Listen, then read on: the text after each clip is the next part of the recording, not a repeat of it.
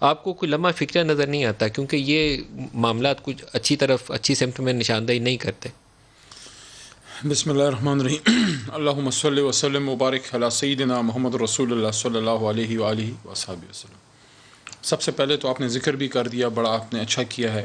اور اگر ہمارے پروگراموں سے اور آپ کے پروگرام سے تو خاص کر آپ کرتے ہیں، اگر ہم جو بڑے ایشوز ہیں قوم کے سامنے، جو بڑے بڑے چیلنجز ہیں، ان پہ ہم بات کریں. میں سمجھتا ہوں اس وقت پاکستان کو جو ایک بہت بڑا چیلنج ہے وہ ہے سیکٹیرین وائلنس.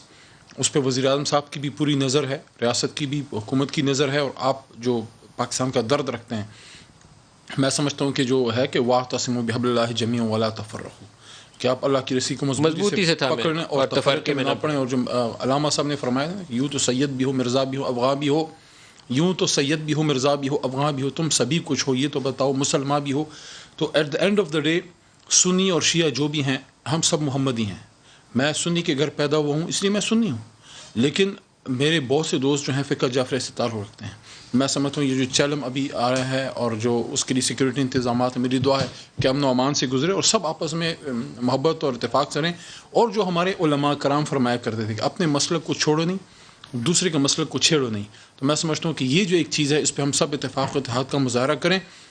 1 منٹ اگر آپ دیں گے تو میں آپ کو ایک بات بتا دوں گا. 2004-05 کی بات ہے.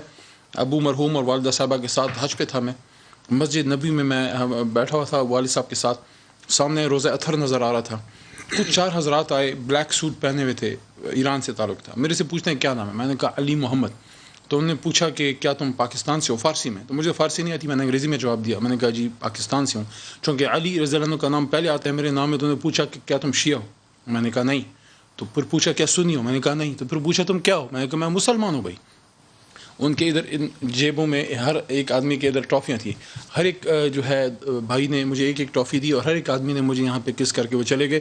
میسج کیا تھا؟ میسج یہ تھا کہ at the end of the day we are all محمدیز. ہم مسلمان ہیں. رسول کریم صلی اللہ علیہ وسلم نہ شیعہ تھے نہ سنی تھے، وہ مسلمان تھے. میسج یہ ہے کہ ہمارا دشمن ہماری ان چیزوں میں کام کرتا ہے، سنی شیعہ، پنجابی بلوچ، سندھی پٹھان، ان چیزوں سے ہم نے نکلنا ہے. باقی سیاست ہے.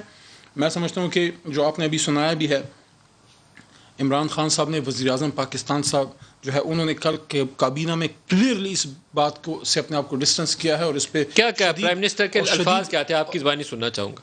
برہمی کا اظہار کیا ہے. انہوں نے کہا کہ بالکل ایک اس طرح کے، مجھے ایگزیکٹلی تو وربٹ میں یاد نہیں ہے، لیکن انہوں نے اس کو ڈونٹ لائک اٹ. انہوں نے کہا کہ یہ بالکل نہیں ہونا چاہیے. اور میں یہ سمجھتا ہوں کہ جو اپوزیشن کی طرف سے شاہد خاقان صاحب چونکہ ایکس پرائم منسٹر رہے ہیں، ان کی طرف سے زیادہ ذمہ داری کا مظاہرہ ہونا چاہیے. کیونکہ اگر حکومت نے اپنے آپ کو اس سے ڈسٹنس کیا ہے، آپ بھی یہ غداری کے مقدمے کروں گا، فلانا کروں گا. دیکھیں غدار مدار ہمیں کوئی نہیں ہے. پالیسیز پہ آپ بالکل ہم ایک دوسرے کو کرٹیسائز کریں. ہاں وہ بیان جو میاں صاحب نے دیا، کو غدار سمجھتے ہیں کہ نہیں سمجھتے؟ میں عرض کرتا ہوں ڈائریکٹ آنسر. میں بعد میں تقریر کی طرف آتا ہوں. نواز شریف غدار ہے کہ نہیں ہے؟ میں ان کو غدار نہیں سمجھتا، لیکن میں یہ سمجھتا ہوں کہ ایکس پرائم منسٹر کے طور پہ میاں صاحب کو وہ گفتگو نہیں کرنی چاہیے، وہ نیریٹو جو ہندوستان میں بکے، کیونکہ اس سے پھر ہمارا دشمن فائدہ لیتا ہے. میں تقریر کی طرف آتا ہوں کیونکہ میں نے آج صبح شروع میں ایک وہ بزرگ کا میسج آن ایئر دیا ہے، تو میں اس پہ بھی چاہوں گا کہ آپ سے پوچھوں، کیونکہ چیلنج ہے تو اس کے لیے پوری قوم مل کے چلے گی. تو چیلنج